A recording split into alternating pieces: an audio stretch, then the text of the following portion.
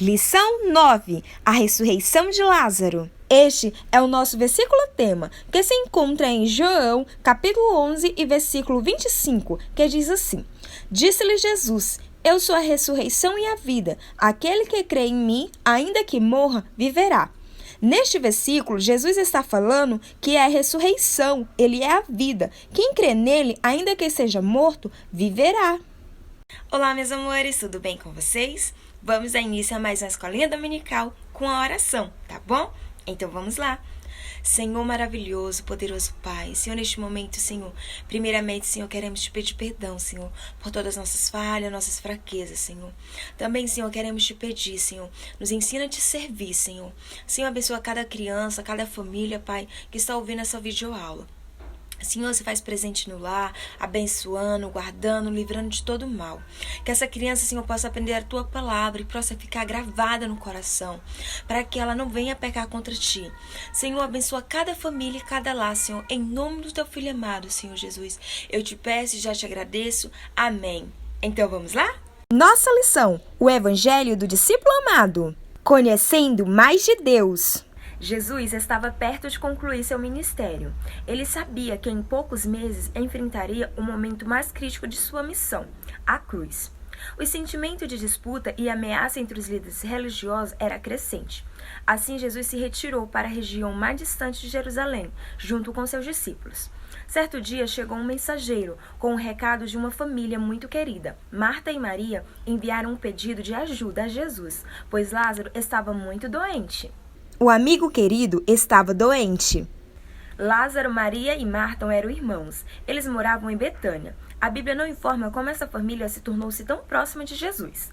Entretanto, a mensagem enviada pelas irmãs deixa claro que o vínculo entre eles era muito forte. João, capítulo 11, versículo 3 diz assim: Então as irmãs de Lázaro mandaram dizer a Jesus: Senhor, aquele a quem tu amas está doente. O apóstolo João foi o único a registrar essa história, que destaca aspectos bem humanos, bem como a rotina de Jesus. Jesus tinha relacionamentos. Mesmo sendo Deus com todo o poder, Jesus não agia de forma isolada e independente.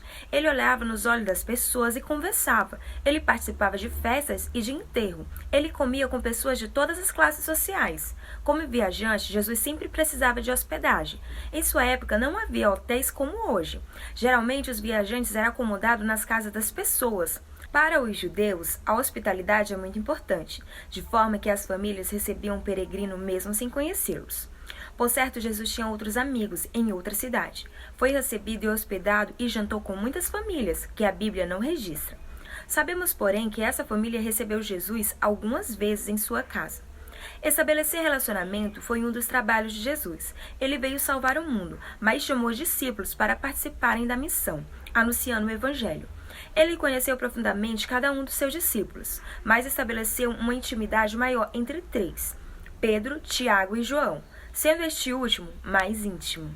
Vamos ler em Mateus capítulo 17, versículo 1, que diz assim: 6 dias depois, Jesus tomou consigo Pedro, Tiago e João, irmão de Tiago, e os levou em particular a um alto monte.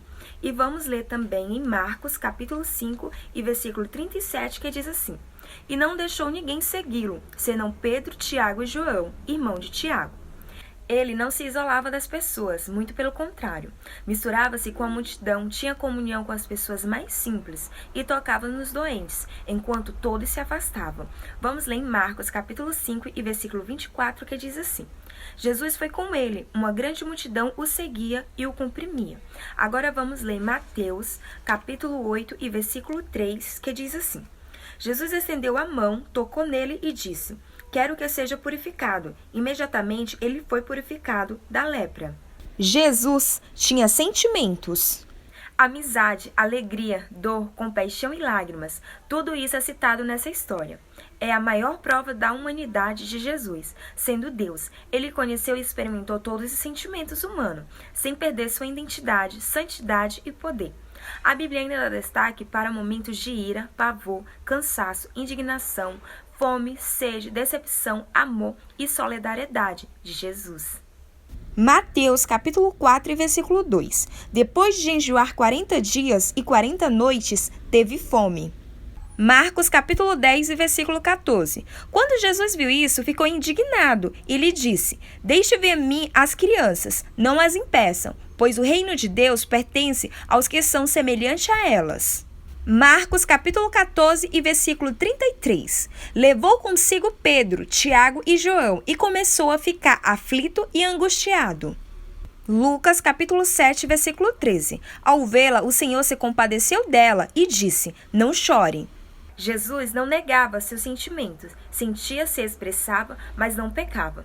Como Deus, ele conheceu em sua pele toda a fragilidade da nossa humanidade. A tristeza de Marta e Maria.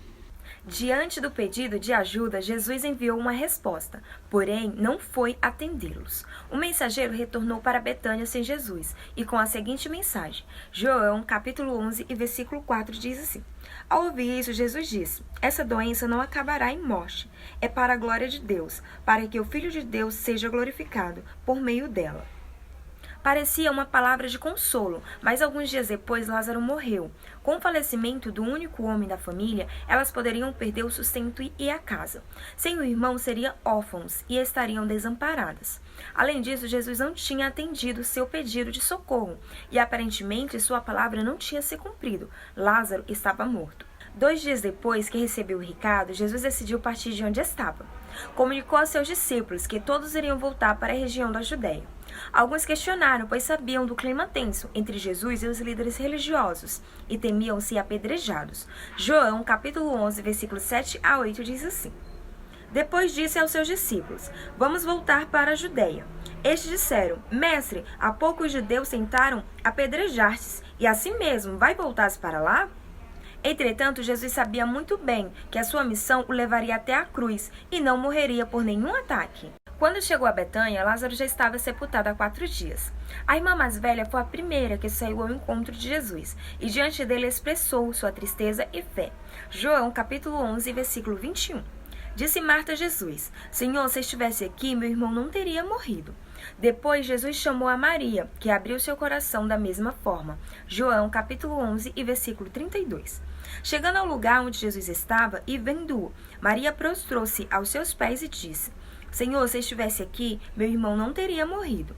Diante da tristeza dessa família e de todos que acompanhavam o luto, Jesus decidiu ir até o túmulo, pois ele sabia muito bem que essa fatalidade tinha um grande propósito. Comoção de Jesus por Lázaro.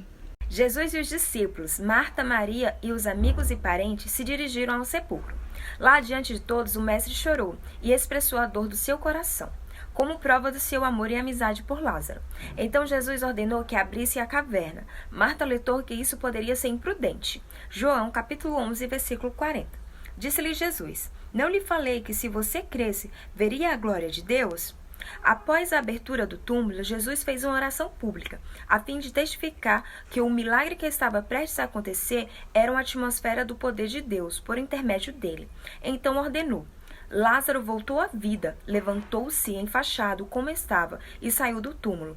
Com este sinal, muitas pessoas passaram a crer que Jesus realmente era o Messias, o Salvador prometido e o Filho de Deus.